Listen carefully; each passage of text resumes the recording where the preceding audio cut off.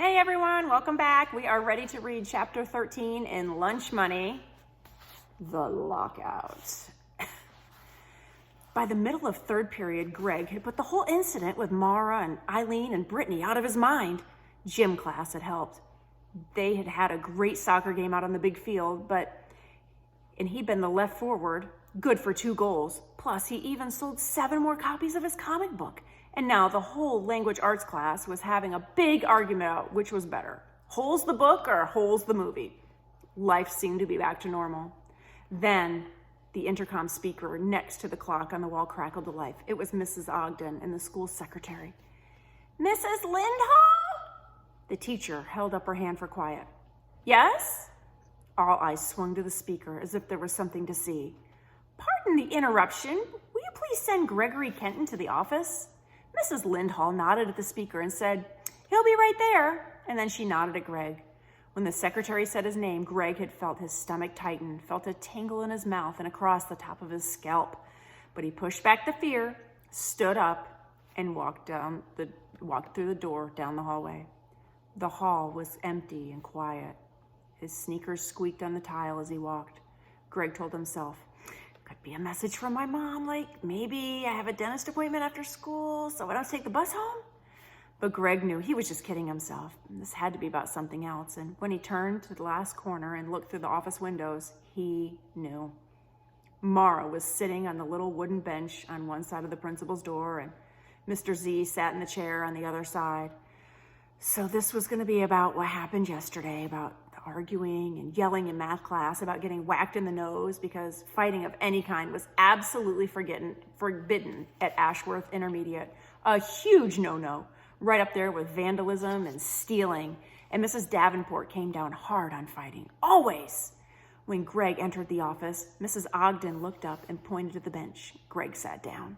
Without turning her head, Mara whispered and said, "This is all your fault. I have never been called to the principal's office before." Greg snorted and whispered back, "Well, boo-hoo. We didn't even fight. It was an accident, and we can prove it, so just relax. We're just going to get yelled at a little bit." "Or suspended," said Mara. The principal's door opened. "Mr. Z, Mara, Greg, please come in and sit down." She pointed, and Greg and Mara took the chairs in the front of her desk, and Mr. Z sat off to the side just by a few feet. Mrs. Davenport sat down.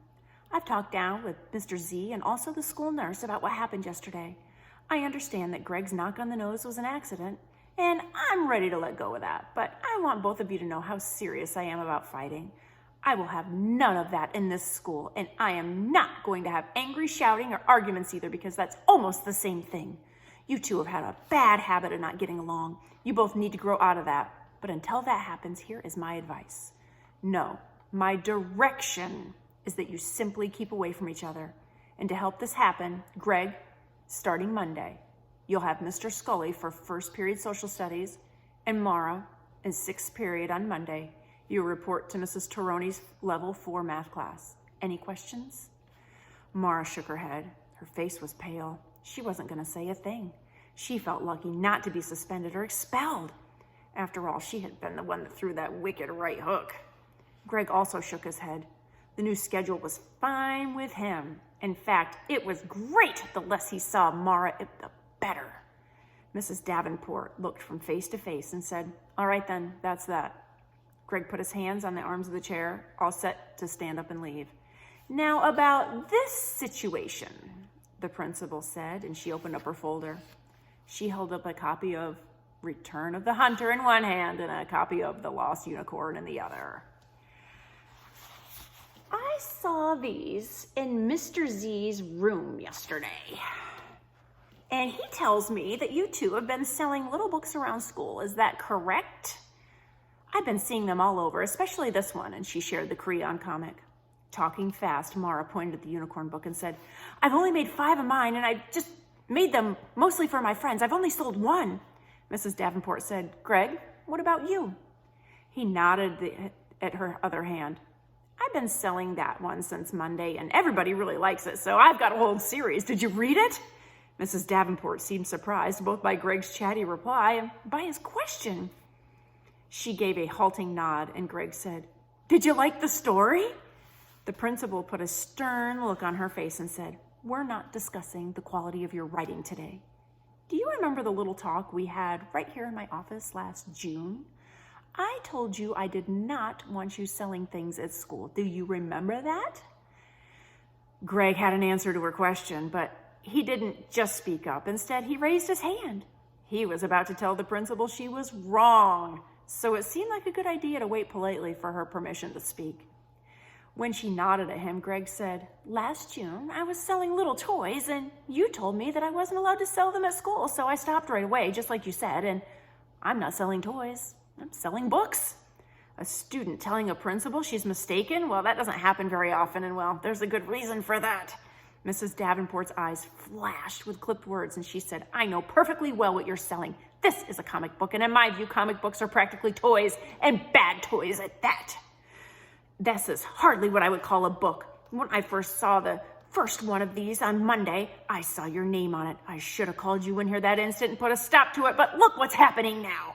Mrs. Davenport opened the folder again and picked up 4 or 5 other little handmade comic books. She fanned them out like playing cards and held them up for all to see. Greg could only see parts of the covers, but what he could see, it didn't look very good. The artwork was crude and poorly drawn. One cover showed an evil-looking muscle man holding a big knife, and the title was "Just in Time to Die." Another one was titled "Crundoon," and it showed a huge slobbering monster biting off the top of a little girl's head. After a pause to let the picture sink in, the principal said, "Because of your example, now everyone thinks they can make nasty, violent stuff like this. Then just bring it to school and sell it." Greg put his hand up again, and this time he started speaking before the principal nodded at him. "But my comic's not like that. I mean, there's action in the story, and things sort of get rough, but I wasn't trying to make it violent. It's history. I based it on real Stone Age people. I got books from the library." Mrs. Davenport waved her hand. "I'm not going to have a discussion about which comic book is worse than another. I'm going to say what I said to you last June. And this time, let me be clear. Do not sell things at school. Do not sell anything. School is a place for learning and for thinking. It is not a place for buying and selling. Mr. Z, do you have anything to add?" The question caught Mr. Z off guard. Well, I was going to say that I think that it's important what you said to Greg and Mara, and, well, that's all." Mrs. Davenport stood up, and as if there were strings connecting everyone, the other 3 people popped up too. "Very well then," said the principal. "We all understand one another, and I'll be making an all-school announcement during 6th grade lunch today so that everyone else understands too. Now, let's get back to work, our real work. This is a school day." And with that, the meeting ended. In the hall outside the office, Mara turned right and hurried towards the science rooms. Since his language arts class was in room 25, Greg turned left and walked alongside Mr. Z. Neither of them spoke. About halfway down the long hallway, Greg wanted to ask Mr. Z a question. He held back because the question seemed improper, too bold, but hadn't they both been knocked flat out on their backs together, down into a bloody math room floor? And hadn't they discussed money and careers and the Mr. Z toilet theory? Didn't sharing the experience mean that they were sort of related now? Not exactly blood brothers, but something, right? And so, relying on the odd feeling of kinship and hoping that Mr. Z wouldn't get offended, Greg worked up the nerve to ask the question. "Mr. Z, I was wondering, do you really agree with Mrs. Davenport with everything she said?" Mr. Z hesitated a half-second and then nodded his head and said, "Mrs. Davenport is very logical. Kids can be scrounging all day trying to make money at school. It's not the right place for that." "But what she said about my comic books," Greg asked, "and my comic book. Do you think my comic book is nasty and violent?" It took 6 steps along the hallway before Mr. Z had an answer for that one, almost to the door of room 25. "Personally, I have nothing against comic books, and as a comic book, I didn't mind yours at all. It's actually quite good, but is something to sell at school? No. Mrs. Davenport's right about that part." Greg went back to his desk in language arts class feeling a little better. At least Mr. Z wasn't lumping Creon in with those other comics, but the facts were still pretty discouraging. He wasn't going to be able to sell his comics at school. Sure, he could write stories, still do his drawings, and still make all the other comics he wanted to. And he could even try and sell them to kids some other way, but it would be so much harder. There didn't seem to be much point to it. School was where the kids were, and, well, the kids were his readers. They were his customers. And it had to happen just when things were going so well. 14 more units, and he would have made his goal for the first week. 100 comics sold. Think about that. How many did he sell? His goal was 100, and then he was 14 short. 100 minus 14. Did you get 86? Good job. It felt like another punch in the nose. Next time we get together, we will read chapter 14, 75% of nothing.